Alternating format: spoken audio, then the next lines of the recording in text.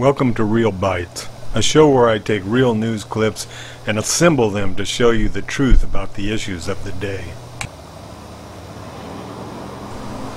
Why do illegals get represented by our Congress when we citizens get only lip service? It's all in the numbers.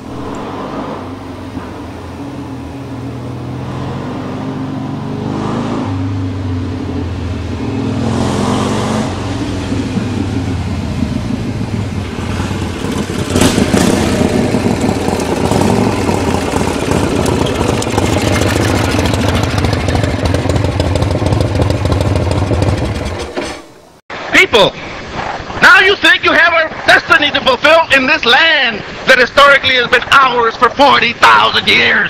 And we're a new mestizo nation. This is our homeland. We cannot, we will not, and we must not be made illegal in our own homeland. We are not immigrants that came from another country to another country. We are migrants free to travel the length and breadth of the Americas because we belong here. We are millions. We just have to survive. We have an aging white America. They are not making babies. They're dying. It's a matter of time. The explosion is in our population. It's not enough to elect Latino leadership. If they're supporting legislation that denies the undocumented, they don't belong in office, friends. They don't belong here. And those rednecks that are out there making decisions for the betterment of their communities will think twice before they push forward anti-immigrant legislation against our community. You can be as revolutionary as you want. You can be Chicano nationalist, you can believe it, you can believe in the concept of Aztlan, you can believe in the concept of multiculturalism. We don't have to give our lives. We're not at that point, but we can give a little. Aztlan.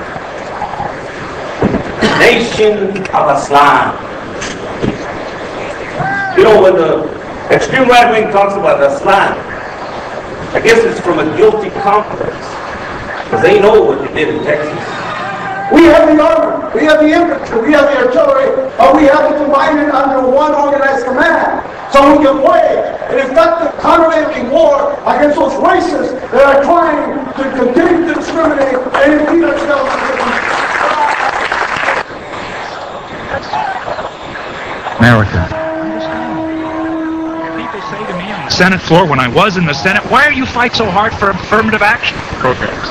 And I tell my white colleagues, because you're going to need them. Aztlan, that's what they call the southwestern United States. La Raza and Mecha think it's a part of Mexico, and they will do whatever they can to make that a reality. You know, but when we look out in the audience and we see, you know, La Familia, La Raza, you know, it's a great feeling. Isn't it a good feeling?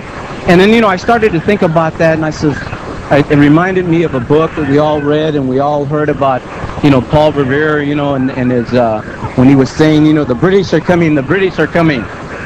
Well, the Latinos are coming, the Latinos are coming. So that's what this agenda is about.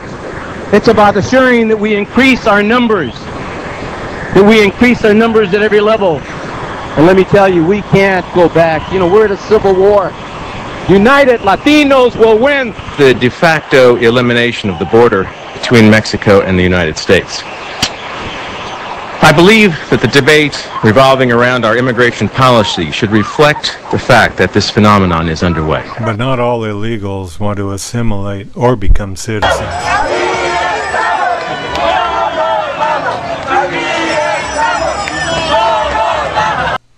Here is Mexican President Felipe Calderon attacking the sovereign state of Arizona in front of our Congress, and he gets a standing ovation from the Democrats in support of his attack. I am convinced that a comprehensive immigration reform is also crucial to securing our common border. However, I strongly disagree with the recently adopted law in Arizona. It is a law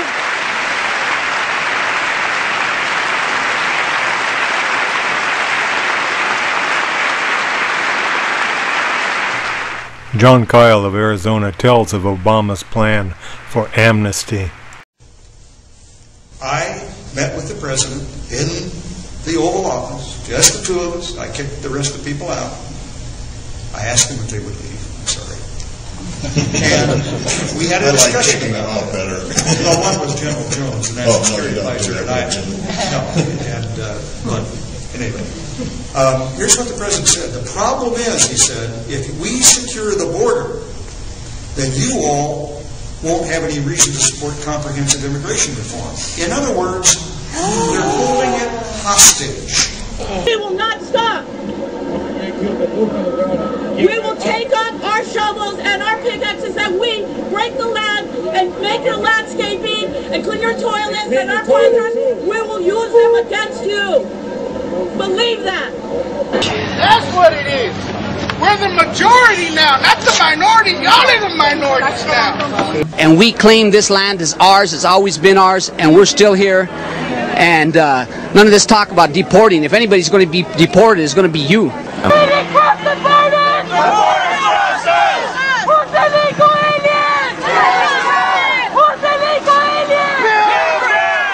The United States is who is the immigrant here, not us. Go back to the Plymouth Rock! As a militante of Unión del Barrio, a revolutionary Mexican organization here, we understand what the camarada is saying. You're right, this is not just about Mexico. This is about a global struggle against imperialism and capitalism. But we know that all of that is happening in the context that where we now stand is stolen, occupied Mexico.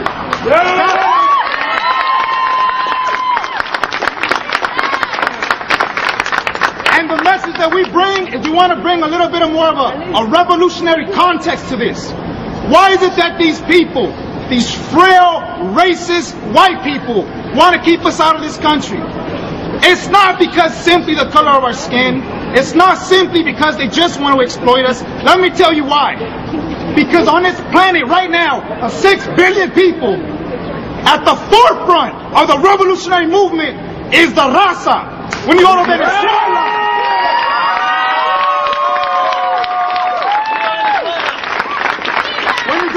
we have the long history and example of our comandante, Fidel Castro Ruz. We got Hugo Chavez, Evo Morales, we got Brazil, Ecuador, you name it. We have nine left of center governments in Latin America right now. And they know something that a one young Argentine called Che Guevara said. It was called the domino theory. And he knew that every single country would go revolutionary, one after the other, after the other, after the other.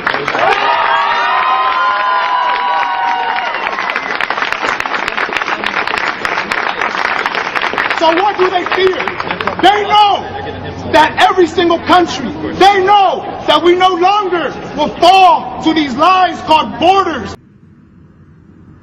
2 weeks ago, I met with President Obama. He promised that we would get word from his administration on what they were going to do to secure the border. Well, we finally got the message. These signs calling our desert an active drug and human smuggling area.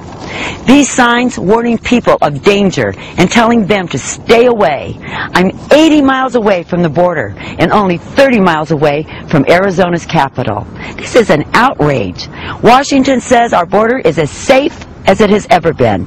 Does this look safe to you? The Raza and Mecha believe in this map. I believe in this one. If you believe in this one, call Congress and tell them to secure the borders first.